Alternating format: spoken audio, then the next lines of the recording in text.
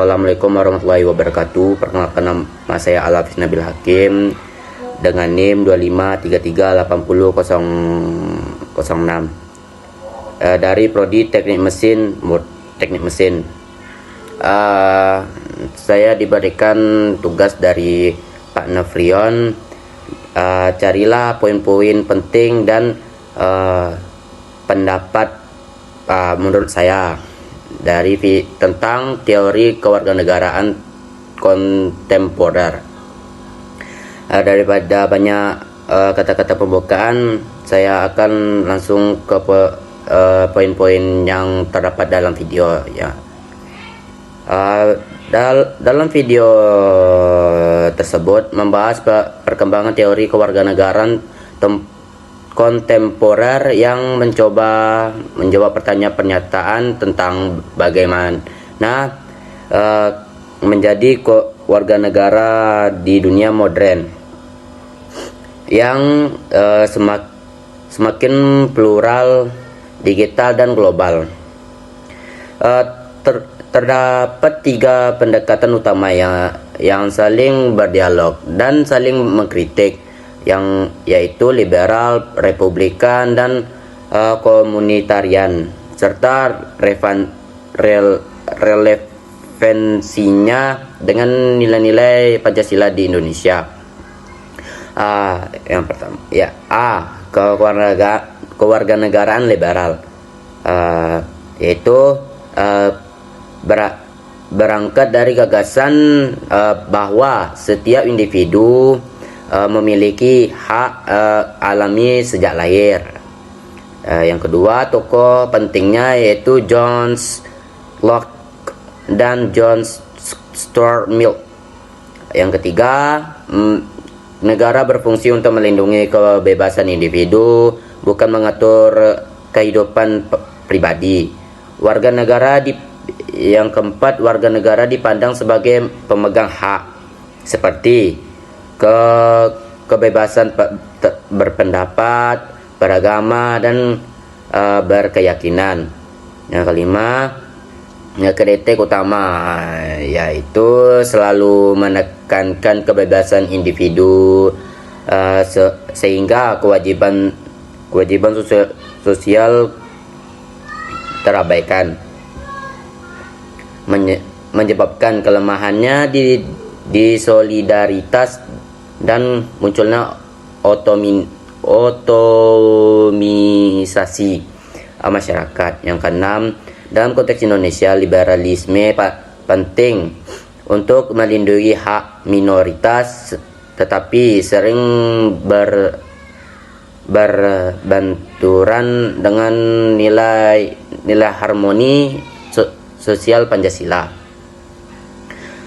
B. Kewarganegaraan republikan. Yang pertama, menekan civic virtue, keutamaan warga negara.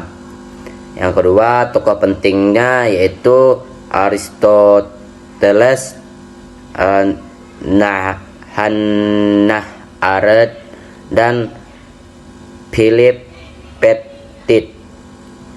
Yang ketiga, warga negara yang baik adalah mereka yang aktif dalam berpartisipasi dalam urusan publik, bukan hanya menuntut hak. Yang keempat, kebebasan sejati adalah keterlibatan dalam pengambilan keputusan bersama. Yang kelima yaitu jika kepentingan umum terlalu didewakan, suara minoritas bisa terpinggirkan dan partisipasi politik bisa terasa sebagai paksaan. Yang keenam, sangat relevan dengan Indonesia melalui gotong royong, musyawarah, dan demokrasi.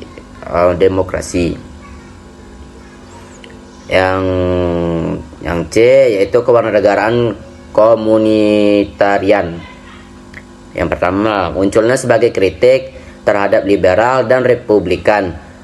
Yang kedua, tokoh pentingnya Charles Taylor dan Michael Sandel dan Amitai Etzioni. Yang ketiga, identitas dan moral warga negara dibentuk oleh komunitas, tradisi, dan budaya. Yang keempat, negara yang adil tidak hanya melindungi hak individu, tetapi juga menghargai tradisi dan kreativitas lokal. Yang kelima, risiko dalam komunitarian ini adalah munculnya kultural relativisme, yaitu pembenaran praktik yang mengekang atau menekankan kebebasan atas nama budaya.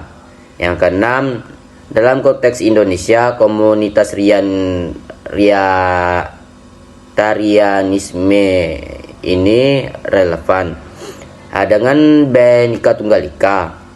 Namun, penerapannya harus tetap menggunakan HAM dan kesetaraan gender. Yang kedua, menurut pendapat saya, yaitu video ini memberikan pemahaman yang kompresif dan seimbang tentang teori kewarganegaraan kontemporer. Kekuatan utama dalam video tersebut terletak pada kemampuan mengaitkan teori global dengan konteks Indonesia, khususnya melalui nilai-nilai Pancasila.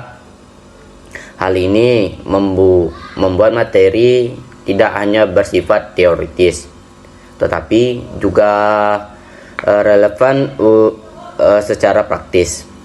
Namun, terdapat beberapa hal yang dapat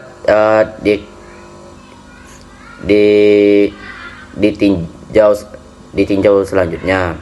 Yang pertama, meskipun ketiga teori dijelaskan dengan baik, contoh empiris yang disampaikan masih relatif terbatas. Akan lebih kuat apabila video penampilan khusus kasus nyata yang ada di Indonesia ini, misalnya kebijakan politik atau peristiwa sosial maupun politik. Sebagai mahasiswa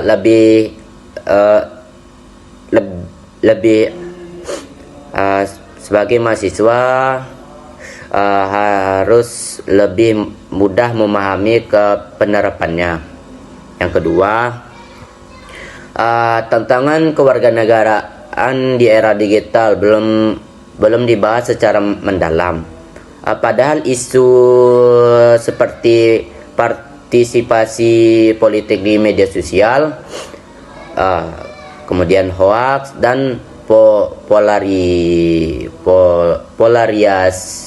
polarisasi masyarakat sangat relevan dengan teori kewarganegaraan kontemporer saat ini.